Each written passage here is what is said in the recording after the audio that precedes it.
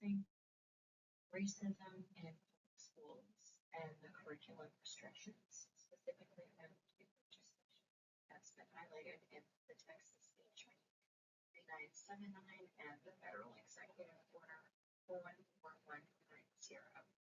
I will also briefly highlight restorative justice found through CRT, critical race theory, as well as sharing some curriculum for high schools, grade 11 or 3 classes that can help to broaden critical thinking and understanding truth.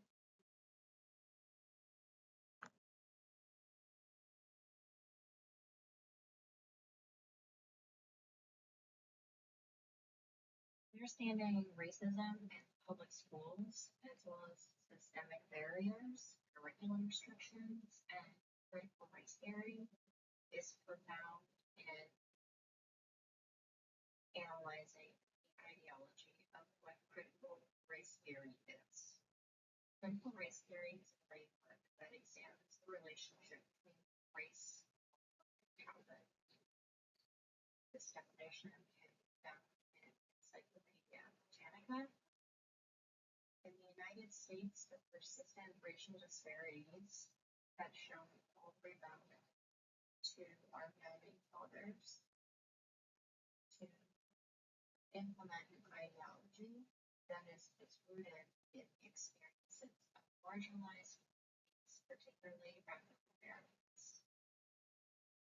Teaching a curriculum that uses a race theory lens is important because it allows students to think critically about the educational output, different understanding of how ideologies can be presented to them, and also it can highlight the ways in which students can look at the wording of bills and laws and see how it might not directly be presenting the populations in an equitable and fair way.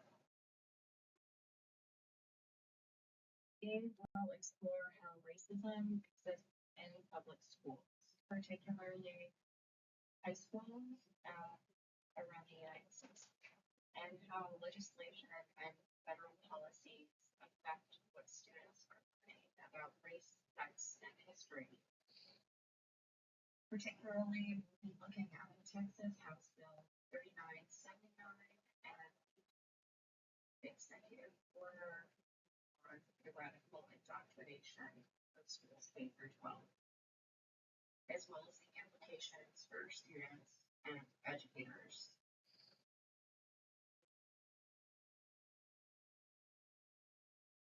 What is systemic racism in schools?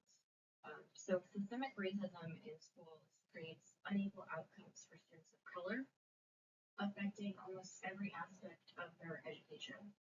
The NEEKC Foundation highlights how racial inequalities parallel in funding, lack of resources, and support limit opportunities for success of varying students of the Black and brown population. One major area that is of concern is discipline. Black students are disciplined at a disproportionately higher rate compared to white students. Suspensions, expulsions, and referrals lead to disrupted learning, increased absenteeism, and contribute to the cycle of disadvantage. Next, course placement. Students of color are more likely to be placed in remedial or low-track classes, which reduces access to advanced coursework, and it limits skills development and also affects college and career readiness. Finally, curriculum. It plays a large role. Many schools rely on materials that center on a dominant perspective, which is white, while excluding the histories, contributions, and experiences of marginalized communities. This biased curriculum can leave students of color feeling unseen and undervalued. According to civil rights data in the U.S. Department of Education, the teacher workforce disparities, they reinforce inequalities. schools with predominantly students of color have often fewer experienced teachers, higher turnover, and fewer teachers who share their racial or cultural background. So these factors are both quality of instruction and affect student engagement. Together, these are structural factors that influence systemic racism in schools today in the United States. So, why critical race theory becomes restricted? Well, critical race theory began as a legal and academic framework in the 1970s and 80s with scholars like Derek Bell and Kimberly Crenshaw who argued that racism is embedded in laws and institutions. It's not just an individual bias. Over time, CRT expanded to education and public policy. But as discussions about race enter the classroom of K through 12, CRT became highly politicized. Critics characterized it as teaching students that white people are inherently guilty and that American history is merely oppressive rather than examining structures of power. At the policy level, states and political actors latched onto this, and hence Executive Order 14190, which is titled Ending Radical Indoctrination in K through 12 Schools. This labels CRT as part of a discriminatory ideology, and it threatens to pull federal funding from schools that promote it. That order also calls for a strategy to cut funding from any program seen as advancing ideas about quote-unquote white privilege or systemic bias, and reorients education around a kind of patriotic curriculum. In 2021, Texas passed House Bill 3979, which restricts how teachers discuss race, sex, and the relationship to American history. This law prohibited the instruction of any educational rhetoric that could cause discomfort based on historical actions of a racial or gender group.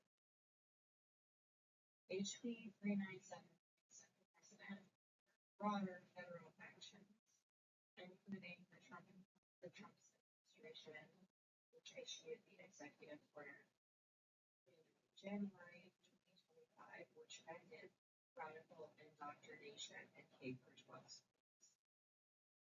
The executive order targeted discussions of critical race theory and equity-focused lessons in federally funded schools, echoing the goals of Texas law, but on a national scale.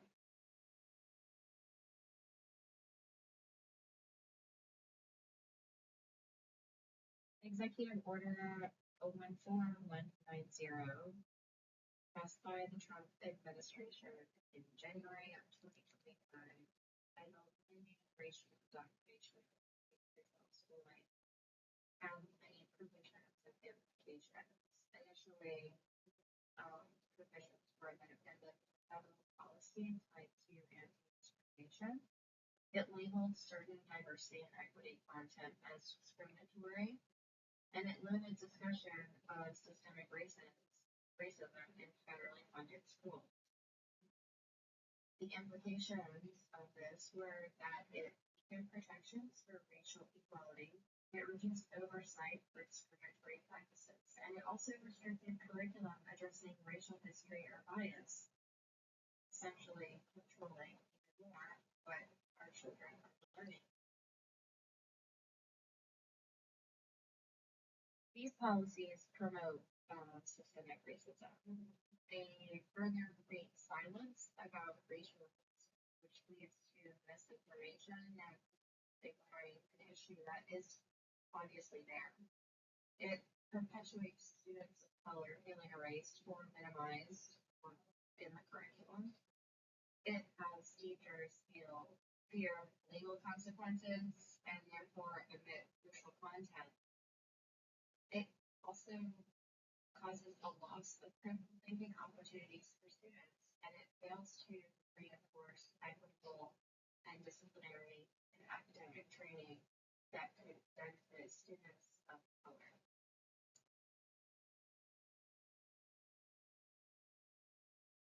So next, there's going to be a brief discussion about the proposal of curriculum project for 11th graders that will just include 3 lessons. The lessons will help understanding systemic racism in the U.S., include racism in the education system, and also have a critical race theory and public debate in the classroom.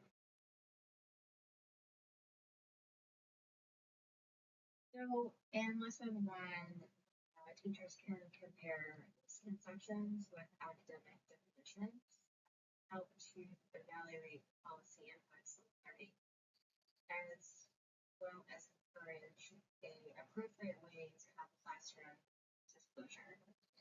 I think it would be helpful for teachers to use ideologies based on method that aren't actively criticizing what children are saying, but are instead encouraging them to think outside of the box.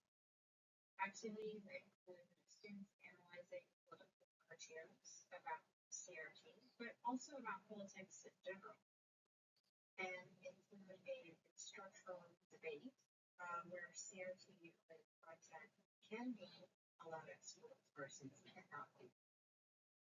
As for this curriculum, the students can listen to the Resilience at Liberty podcast by Kimberly Crenshaw, and she talks about teaching the truth about racism in America. There's a teacher's discretion on how much of the podcast they would like the child in the classroom to hear, but it does go into a thorough understanding about race. Kimberly Crenshaw is one of the founders of CRT. So for lesson 2, the objective is to understand Brown Board education, examine modern segregation for school funding, zoning, redlining, and discipline data, and connecting policy restrictions like the ones previously disclosed in this pathway to current schooling experience. The activities are for students to read short excerpts from the Brown versus Board education space, for students to watch on modern segregation, which is resources, and a group analysis of school funding disparities. So just to look, it can either be factually or hypothetically, depending on the level of student that you're working with. If they're more advanced, you can take the higher different dialogue and actual funding disparities. If they're not, they would compare charts.